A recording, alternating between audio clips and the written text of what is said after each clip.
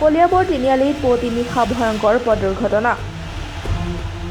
বিয়া খাই ঘৰলৈ বুলি উভতি আহোঁতেই তিনিআলিত নিৰ্মীয়মান ফ্লাইঅভাৰৰ কামৰ কোনো সংকেত নথকাৰ ফলতেই দ্ৰুত বেগত আহি ডিভাইডাৰত প্ৰচণ্ড জোৰত খুন্দা মৰাৰ ফলতেই সংঘটিত হয় উক্ত দুৰ্ঘটনাটো। বাহনখন তেজপুৰ দিশৰ পৰা কলিয়াবৰ দিশৰ ফালে আহি আছিল। বাহনখনৰ নম্বৰ AS02S0351। সংকটজনক অৱস্থাত চিকিৎসাৰ বাবে নগাঁৱলৈ প্ৰেৰণ আটাইকেইজনক।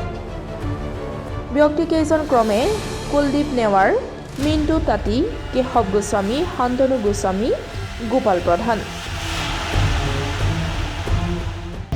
এতিয়া এটা কথা, চুৰ গ'লে বুদ্ধি, বৰষুণ গ'লে জাতি, সেই কথাটোৱে পৰিলক্ষিত হয় কলিয়াবৰ আৰক্ষীসকলে কি কৰে, যেতিয়া কোনোবা দুৰ্ঘটনাত পতিত হয় তাৰ পাছতে তেখেতসকলে সংকেত দিয়ে।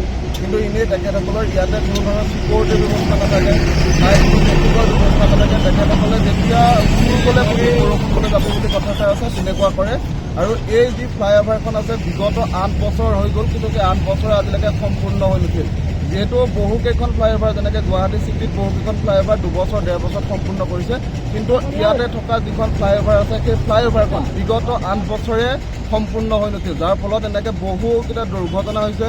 সেই দুৰ্ঘটনাত বহুকেইজন ব্যক্তিয়ে প্ৰাণ হেৰুৱাব লগা হৈছে।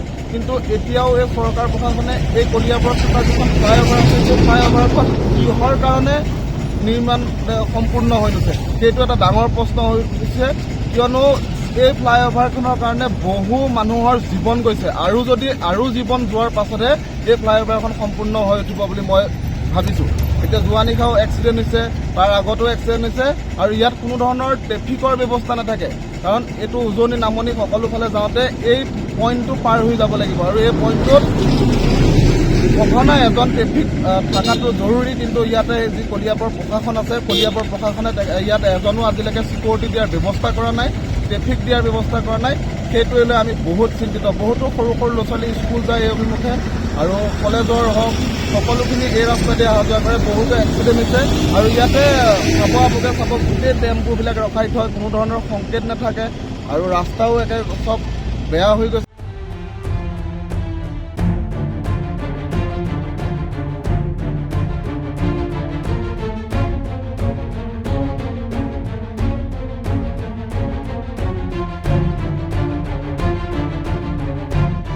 কলিয়াবৰৰ পৰা মিলি মহন্তৰ ৰিপৰ্ট, ডেমক্ৰেটিক আছাম।